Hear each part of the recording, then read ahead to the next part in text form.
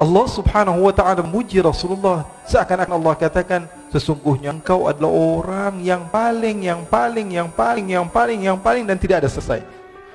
Nabi Muhammad sallallahu alaihi wasallam adalah makhluk yang paling dipuji oleh Allah. Kenapa kok Rasulullah sallallahu alaihi wasallam dilebih-lebihkan? Kok nabi-nabi yang lain tidak dilebihkan? Ini perintah Allah. Baca Al-Quran. Allah katakan, wa kadzalika faddalna ba'dahum 'ala ba'd. Begitulah kami, kata Allah subhanahu wa ta'ala, kami muliakan nabi yang satu daripada nabi yang lain. Kalau ada seorang nabi berdoa kepada Allah, Rabbi syrah li sadri wa yassir li amri, ya Allah lapangkanlah dadaku, Nabi Muhammad, Allah katakan, alam nashrah laka sadrak, aku lapangkan dadamu sebelum kamu minta kepadaku, wahai Muhammad. Sallu ala Nabi Muhammad.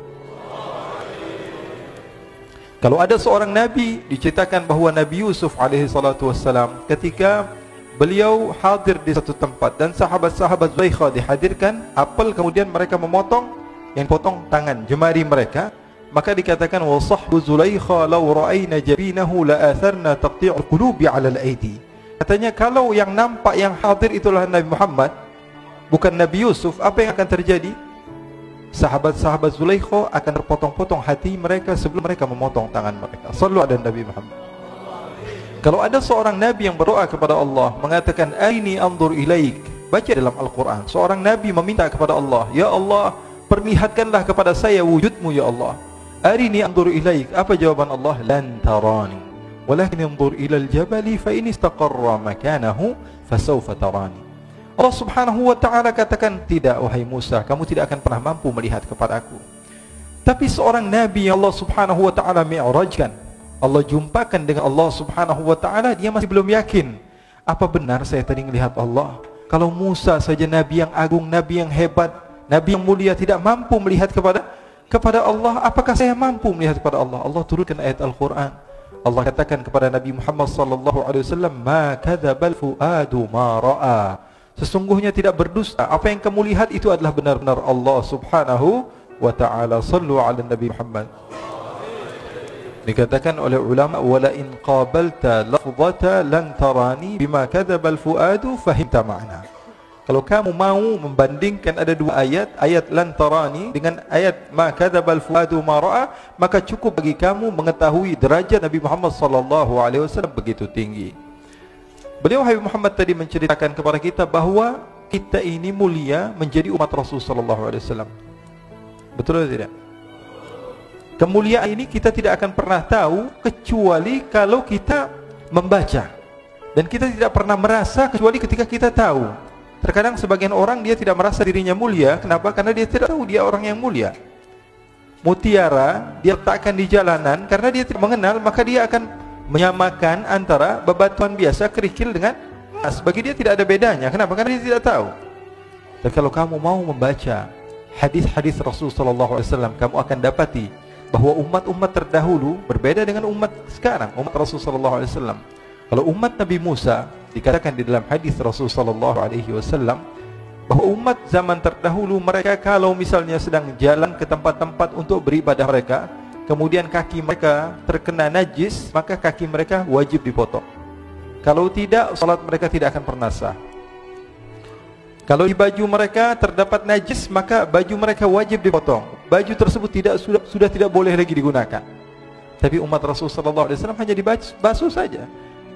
Kita tidak tahu kemuliaan ini. Kenapa? Karena kita tidak mau membaca. Padahal Rasul sallallahu alaihi wasallam memberitahukan banyak hal, di antaranya perempuan-perempuan daripada umat-umat Nabi terdahulu, kalau mereka sedang datang bulan, kalau mereka sedang haid, apa yang dilakukan? Mereka harus dikunci di satu kamar, dan wajah mereka tidak boleh dipandang oleh laki-laki, walaupun suami sendiri. Tapi umat Rasul sallallahu alaihi wasallam, Rasulullah katakan, isna'u kulla syai'in illa nikah, kata Rasulullah. Lakukan segala sesuatu apapun yang kamu mau kecuali berhubungan suami istri. Jadi umat Rasul sallallahu alaihi wasallam begitu mulia, begitu hebat. Tapi terkadang kita tidak mengetahui kehebatan tersebut. Kenapa? Karena kurang tahunya kita di dalam kemuliaan tersebut. Oleh karena itu kemuliaan kita luar biasa. Oleh karena itu syukuri nikmat ini. Syukuri nikmat dengan keberadaan Rasul sallallahu alaihi wasallam. Bi akramir rusli kunna akramal umami. Karena Rasul sallallahu alaihi wasallam jadi mulia, maka kita jadi mulia juga. Kita ini umat siapa? Umat Nabi Muhammad. Kalau mudhaf ilaih misalnya, Baitul Faqir. Bait artinya rumah, al-faqir artinya orang miskin. Ketika rumah tersebut disandarkan kepada orang miskin, maka rumah tersebut menjadi hina.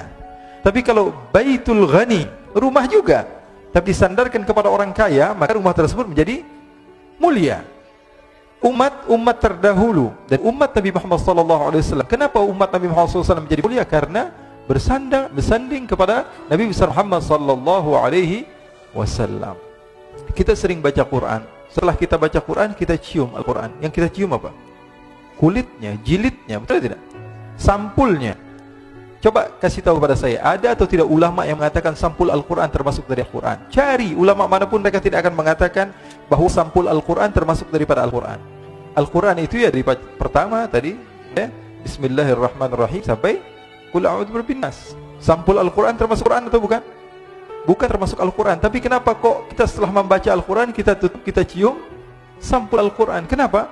Karena dia mulia, karena dekat dengan hal yang mulia. Sallu ala Nabi Muhammad. Oleh karena itu ikhwani, akhwati, dimanapun kalian berada, yang menonton juga ini di alam nyata dan dalam gaib, jadi kita tidak akan pernah tahu kemuliaan kita kecuali setelah kita mengenal siapa diri kita. Oleh karena itu kita syukuri nikmat ini, dan insyaallah Allah Subhanahu wa taala berikan kepada kita keistiqomahan di dalam berjuang di jalan Allah Subhanahu wa taala. Allah Subhanahu wa taala janjikan kepada kita bahwa kita pasti akan mendapatkan kemuliaan. Allah katakan innamal izzatu lillahi wa li rasulihi wa lil mu'minin. Kemuliaan itu milik Allah, milik Rasulnya dan milik mukmin. Memang betul Allah janjikan nanti kita akan menjadi makhluk Allah Subhanahu wa taala yang paling berjaya. Tapi pertanyaannya, apakah kita ikut andil dalam kejayaan Islam? Islam pasti akan dimuliakan oleh Allah, pasti. Tapi pertanyaannya, apakah kita ikut andil dalam kemuliaan Islam atau tidak? Oleh karena itu kita meminta kepada Allah Subhanahu wa taala supaya kita menjadi orang yang istiqamah dengan berkat Nabi besar Muhammad sallallahu alaihi wasallam. Ikhwani, segala sesuatu kalau berhubungan dengan Rasulullah maka akan menjadi mulia. Apapun itu.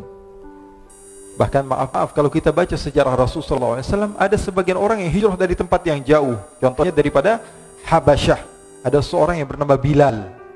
Sampai sekarang namanya disebut di mana-mana. Semua orang mengenal beliau. Lebih hebat daripada siapapun di dunia ini. Sebagian orang mungkin terkenal 10 tahun, 20 tahun, 30 tahun, hilang ceritanya. Sehebat-hebatnya orang tersebut di masanya. Tapi Bilal bin Rabah, orang kampung, orang pelosok, orang pedalaman, akan tapi beliau masih dikenal karena apa? Karena menjadi sahabat Rasul sallallahu alaihi wasallam. Nabi Muhammad sallallahu alaihi wasallam apapun saja yang berhubungan dengan Rasul sallallahu alaihi wasallam akan menjadi mulia. Bahkan Allah Subhanahu wa taala ketika berbicara yang dibahas tentang Rasulullah, Allah Subhanahu wa taala bedakan cara berbicara Allah Subhanahu wa taala kepada Rasulullah, mengajarkan kepada kita bahwa Nabi Muhammad adalah makhluk yang paling mulia. Allah katakan kalau memanggil Nabi Musa ya Musa, memanggil Nabi Isa ya Isa, memanggil Nabi Nuh ya Nuh, memanggil Nabi Ibrahim ya Ibrahim, memanggil Nabi Adam ya Adam uskun anta wa zawjukal jannata, memanggil Nabi Isa ya Isa inni mutawaffika wa rafi'uka ilai, memanggil Nabi Muhammad. Apakah ada kalimat ya Muhammad di dalam Al-Quran? Coba beritahukan kepada saya. Coba sekarang buka Al-Quran, cari satu saja kalimat Allah memanggil nama Nabi Muhammad dengan nama ya Muhammad. Ada atau tidak? Tidak. Semua dengan laqab ya ayyuhan nabiyyu, ya ayyuhar rasulu, ya ayyuhal muzammil, ya ayyuhal mudaththir. Allah Subhanahu wa taala panggil nama Nabi besar Muhammad sallallahu alaihi wasallam dengan nama-nama yang agung. Bahkan Allah Subhanahu wa taala letakkan kalimat-kalimat seperti taukid tadi. Ketika Rasul sallallahu alaihi wasallam ingin dipindahkan kiblat yang dari Baitul Maqdis menuju Makkah, menuju Ka'bah, Allah Subhanahu wa taala kabulkan kepada Rasulullah sebelum Rasulullah meminta. Allah katakan qad nara taqalluba wajhika fis samai fala nuwalliyannaka qiblatan tardaha. Fa lagi dimulai, lam taukid lagi, nun nuwalliyannaka tauqid thaqilah lagi, kaf harful khitab lagi. Jadi artinya apa? Allah Subhanahu wa taala mengistimewakan Rasul sallallahu alaihi wasallam. Kenapa? Karena Allah Subhanahu wa taala pilih Nabi Muhammad sebagai uswah. Allah katakan Nabi Muhammad adalah apa? Uswah. Kalau di dalam bahasa Arab sebenarnya orang yang diikuti itu qudwah. Qudwah itu apa? Orang yang diikuti. Contohnya dalam fiqih mungkin kita baca syurutul qudwah. Tapi Allah Subhanahu wa taala sebutkan Nabi Muhammad uswah. Contoh di dalam segala hal. Dalam urusan duniawi, urusan ukhrawi. Nabi yang berjumpa dengan Allah, mi'raj, berjumpa dengan Allah. Kalau kita masuk ke istana negara atau masuk ke tempat yang mulia, menurut kita, kita pulang-pulangnya udah belagu, kita sudah update, kita sudah kasih tahu semua orang. Ini berjumpa dengan Allah Subhanahu wa ta'ala. Pulang ke rumahnya ngelihat ada kucing dikasih minuman, gelas yang sama Rasulullah minum dari kucing tersebut. Sallu ala Nabi Muhammad. Yang berjumpa dengan Allah Subhanahu wa ta'ala, turun ke bumi, istrinya nggak bisa naik untanya karena agak sedikit tidak tinggi, istrinya yang bernama Sofiyah. Rasulullah SAW letakkan kakinya untuk dinaiki istrinya. Bahkan dalam riwayat, punggung Rasulullah SAW dijadikan injakan untuk istrinya. Sallu ala Nabi Muhammad.